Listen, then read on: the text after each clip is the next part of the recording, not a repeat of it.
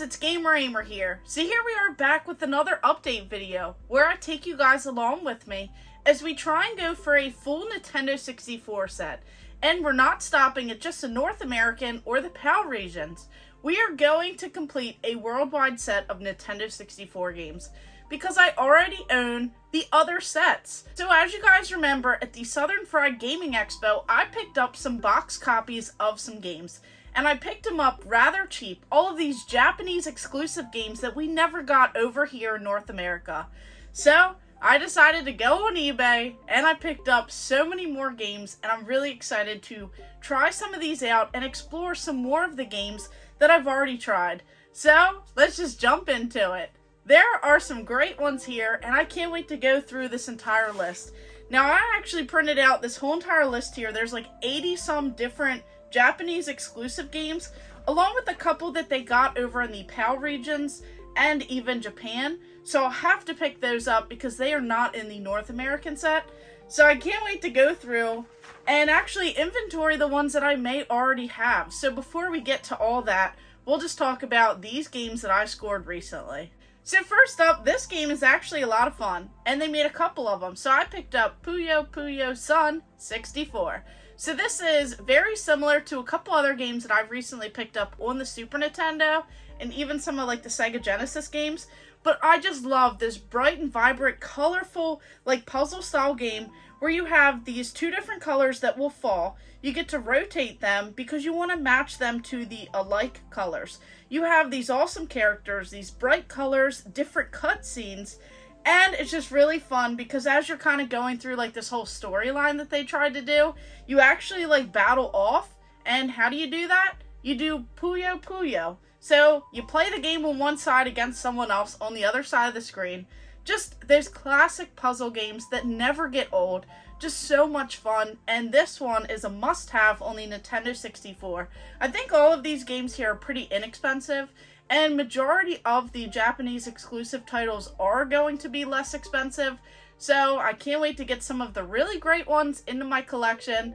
But so far I'm enjoying these cheaper games. So if you guys are enjoying this content, make sure you hit that subscribe button and hit the bell notification because we are going for a full worldwide set of Nintendo 64 games. And I can't wait to dive into some of these crazy games on the list here. And then on to this one.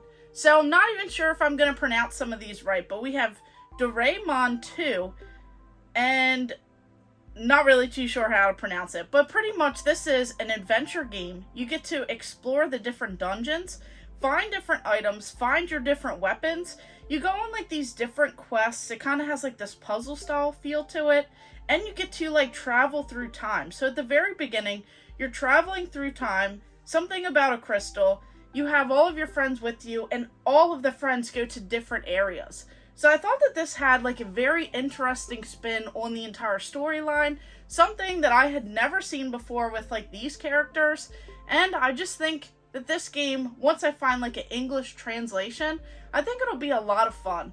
So this is one that I know that they have a couple different ones for, so I'm excited to have two, but I'll have to find one first. Then on to this one. So a lot of people know what Tamagotchis are, because we had those like little pets that we had to care for back in the day. But this is much more advanced. So this isn't really like, you know, you get a Tamagotchi, you have to feed it, you have to take care of it. This has a different spin on things. So this is N64's Tamagotchi World Together. So pretty much you have to, you know, get these different like care points. You have these power meters, these power points, and you have to like evolve as you go. And this is in the style of a board game. So it's actually a lot of fun, and this is definitely an interesting time. And the game kind of reminds me of like Mario Party style because it does have mini games. And this actually came first. So I thought that that was interesting to note. So I wonder if this had something to do with Mario Party with the whole like board game style and then the different mini games, because this was worked on prior. So that's definitely something cool to know, and just all of these different region games that we had never gotten here. Then on to this game. So this one looks pretty interesting, but this one reminds me a lot like Life. So here we have like Bakushu, Jinsei, 64, and this is something like Resort. So pretty much it does remind me of the board game Life. So you just have to like go around, and it's very interesting because you pretty much have to, you know, just go around, do different things, but there is like a lot of reading in this game, so I'll have to see if there is an English translation. The good thing is a lot of these Japanese games, they do have English translations. Now the music is pretty interesting in this game. So what I have heard so far just testing the game, the music is rather catchy. So as we go through, some of these I'll have to kind of dive a little bit deeper into and see if there's anything else that it has to offer. But all of these so far are pretty inexpensive games. Now on to some sports titles, because that is something that you have to pick up. Here we have this baseball game. This says King of Pro Baseball. So this one right here is a Japanese baseball game, but it has an arcade style to it. So you have like these different characters, and it has an interesting feel. Now a lot of these sports titles are going to be so much different than the American baseball leagues, and it's just going to have like this whole different style.